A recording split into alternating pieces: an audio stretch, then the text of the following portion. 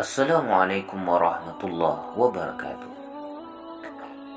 Isra Mi'raj merupakan peristiwa luar biasa yang dialami Nabi Muhammad SAW.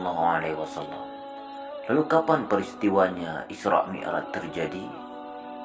Isra Mi'raj terjadi pada tanggal 27 Rajab tahun 621 Masehi, yaitu 3 tahun sebelum hijrah. Pengertian Isra Mi'raj. Kata Isra berasal dari bahasa Arab yang berarti perjalanan malam. Sedangkan menurut istilah, kata Isra adalah perjalanan Nabi Muhammad SAW pada satu malam dari Masjidil Haram ke Masjidil Aqsa atau Baitul Maqdis di Palestina. Mi'raj berarti naik atau menuju ke atas.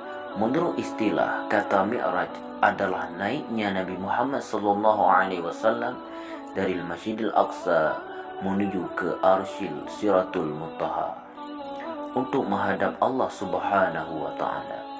Isra Mi'raj adalah pertolongan dari Allah Subhanahu wa Ta'ala untuk Nabi Muhammad SAW yang mulia.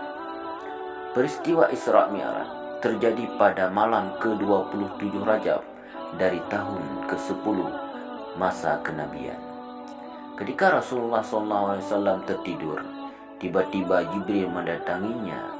Nabi Muhammad SAW dengan membawa burak yang dapat berlari kencang laksana kilat. Lalu Jibril menaiki Nabi Muhammad SAW kepada burak tersebut, yang kemudian dari sanalah beliau dinaiki ke langit dan melihat tanda-tanda kebesaran Allah Subhanahu wa Ta'ala yang agung. Peristiwa Isra Mi'raj diabadikan dalam Al-Quran surat Al-Isra ayat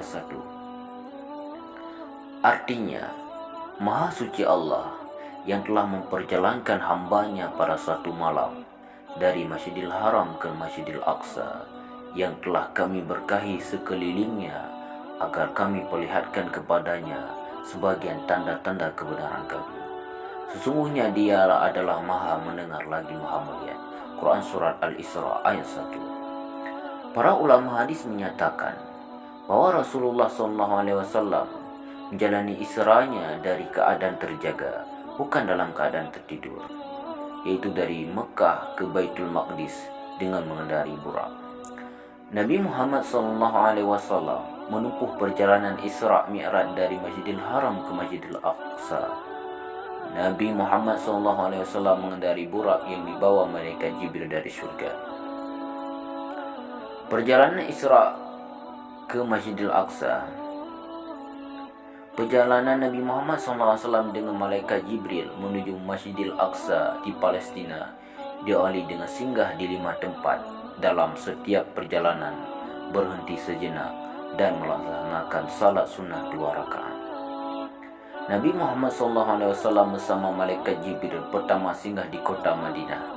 Jibril menjelaskan kepada Nabi Muhammad SAW bahwa di tempat inilah kelak Nabi Muhammad SAW berhijrah. Selanjutnya Nabi Muhammad SAW bersama Jibril singgah di kota Mazian, yaitu tempat persembunyian Nabi Musa ketika dikejar tentara Fir'aun, dan melaksanakan salat 2 rakaat. Setelah melanjutkan perjalanan, Jibril menyuruh Nabi Muhammad SAW turun untuk salat sunnah 2 rakaat di Tur Sina, yaitu tempat Nabi Musa AS berbicara langsung dengan Allah Subhanahu wa Ta'ala. Kemudian untuk yang keempat kalinya, Jibril menyuruh Nabi Muhammad SAW berhenti untuk melaksanakan salat sunnah 2 rakaat di Baitul Lam, tempat Nabi Isa Al-Masih lahir.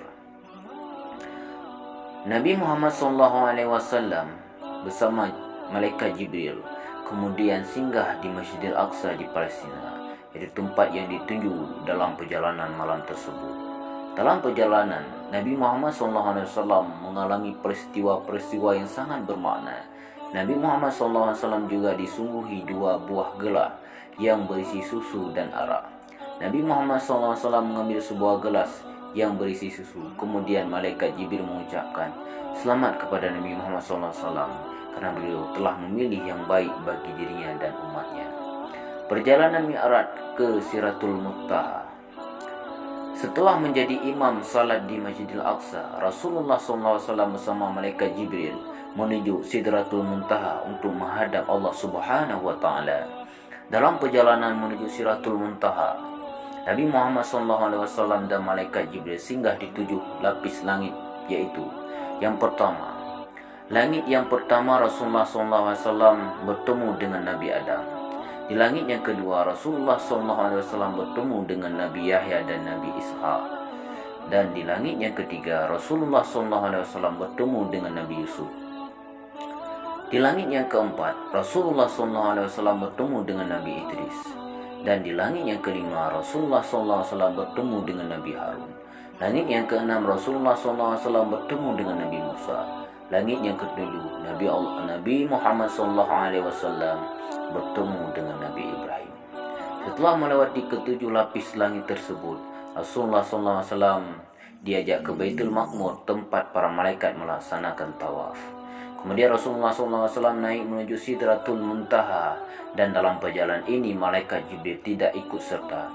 Kemudian Nabi Muhammad SAW berjumpa dengan Allah Subhanahu wa taala. Dalam pertemuan tersebut, Allah Subhanahu wa taala memerintahkan kepada Nabi Muhammad SAW untuk melaksanakan salat sebanyak 50 waktu. Ketika hendak turun, Nabi Muhammad SAW bertemu dengan Nabi Musa AS, dan diceritakanlah apa yang telah diperintahkan Allah Subhanahu wa taala kepada Nabi Muhammad SAW.